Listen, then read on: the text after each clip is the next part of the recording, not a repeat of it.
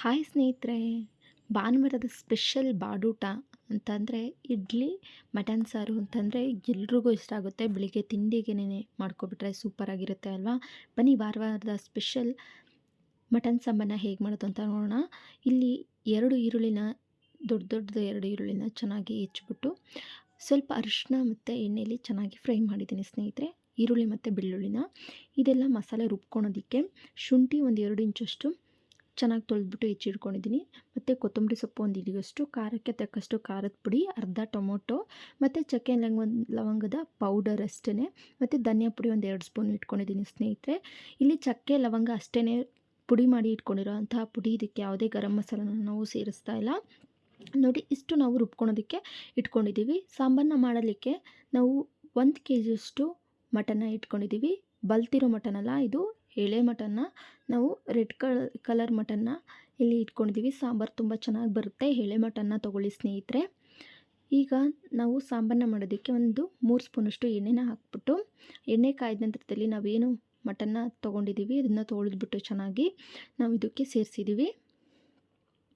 ಎಣ್ಣೆಯಲ್ಲಿ ಚೆನ್ನಾಗಿ ಮಟನ್ನ ಒಂದು 10 ನಿಮಿಷ ಹುರ್ಕೊಳ್ಳೋಣ ಸ್ನೇಹಿತರೆ.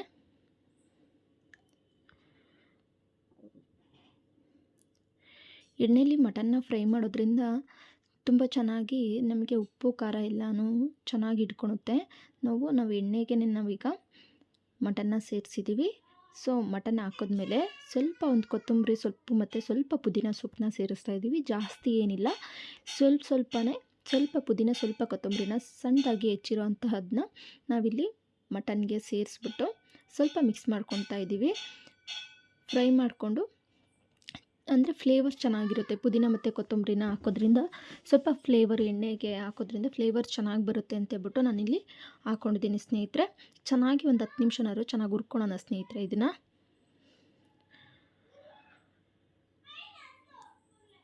ಇಲ್ಲಿ ಒಂದು 10 ನಿಮಿಷದಿಂದ ಚೆನ್ನಾಗಿ ಇಲ್ಲಿ ಫ್ರೈ ಮಾಡ್ಕೊಂಡಿದ್ದೀವಿ.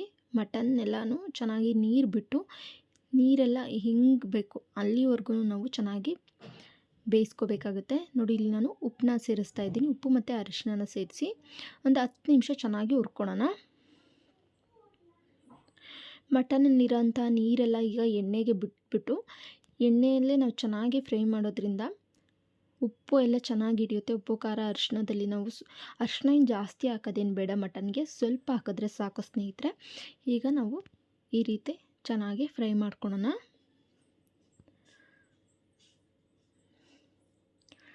ಸ್ವಲ್ಪ ನೀರೆಲ್ಲ ಹಿಂಗೆ ನೋಡಿ, ಇಲ್ಲಿ ಸೈಡಿಂದ ಎಣ್ಣೆನ ಬಿಡ್ತಾ ಇದೆ. ಈ ರೀತಿ ನೀರೆಲ್ಲ ಬಿಟ್ಕೋಬೇಕು.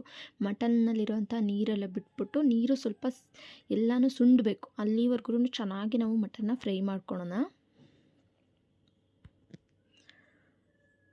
ತಿರುಗಿಸಿ ಈ ರೀತಿ ಫ್ರೈ ಮಾಡ್ಕೊಂಡಾದ್ಮೇಲೆ ನಾವು ಏನು ಖಾರ ರುಬ್ಬಿಟ್ಕೊಂಡಿದ್ವಿ ಸ್ನೇಹಿತರೆ, ನಾನು ಮಸಾಲೆ ತೋರಿಸಿದ್ನಲ್ಲ, ಆ ಮಸಾಲೆನ ಈ ಒಂದು ಏನು ಮಟನ್ನು 10 ನಿಮಿಷದಿಂದ ಫ್ರೈ ಆಗ್ತಿದ್ರು ಅಂತ ಮಟನ್ಗೆ ಸೇರಿಸಿ ಖಾರನ ಚೆನ್ನಾಗಿ ಮಿಕ್ಸ್ ಮಾಡ್ಕೊಳ್ಳೋಣ.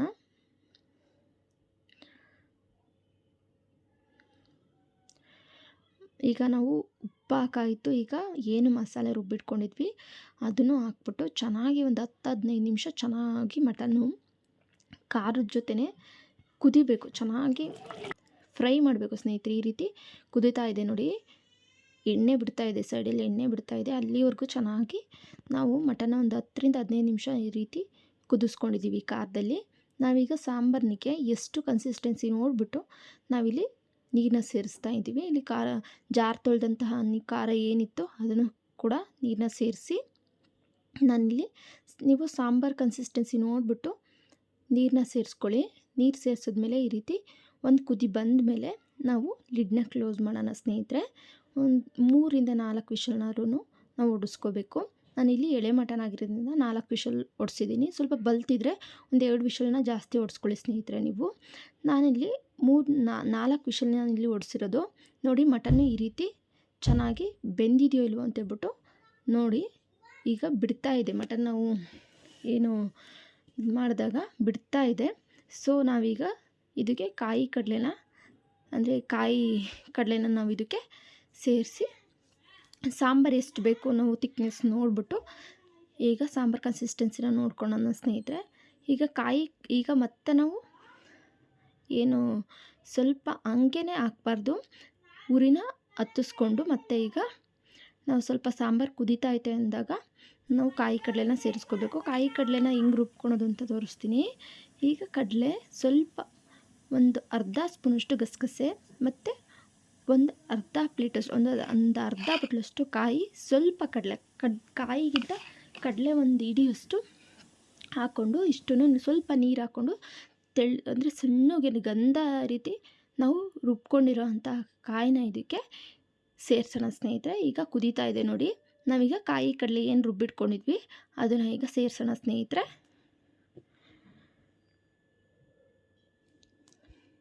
ಈಗ ಕಾಯಿ ಕಡಲೆ ಏನು ರುಬ್ಬಿರೋ ಅಂಥ ಮಸಾಲೆ ಇದೆ ಅದನ್ನು ಮಿಕ್ಸ್ ಮಾಡಿ ಒಂದು 5 ನಿಮಿಷ ಕುದಿಸಿದ್ರೆ ಸಾಕು. ತೀರಾ ಕಾಯಿ ಕಡಲೆ ಹಾಕಿದ್ಮೇಲೆ ಜಾಸ್ತಿ ಹೊತ್ತು ಕುದಿಸ್ಬಾರ್ದು ಸ್ನೇಹಿತರೆ, ಮಟನ್ ಎಲ್ಲ ಬೆಂದೋಗಿರುತ್ತೆ.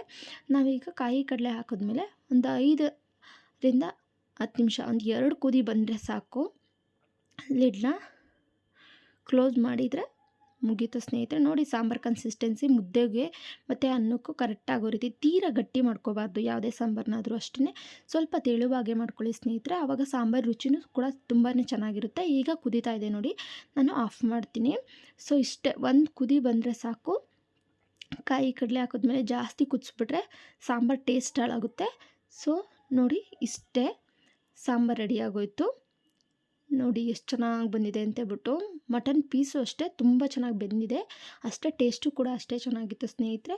ಇವತ್ತಿನ ಈ ವಿಡಿಯೋ ಪ್ಲೀಸ್ ಇಷ್ಟ ಆದರೆ ಈ ಮಟನ್ ಸಾಂಬಾರನ್ನ ನಿಮ್ಮ ಮನೇಲೂ ಕೂಡ ಟ್ರೈ ಮಾಡಿ, ಹೇಗಿದೆ ಅಂತೇಳಿ ಕಮೆಂಟ್ ಮಾಡಿ ಸ್ನೇಹಿತರೆ. ಈ ವಿಡಿಯೋ ಇಷ್ಟ ಆದರೆ ಲೈಕ್ ಮಾಡೋಣ.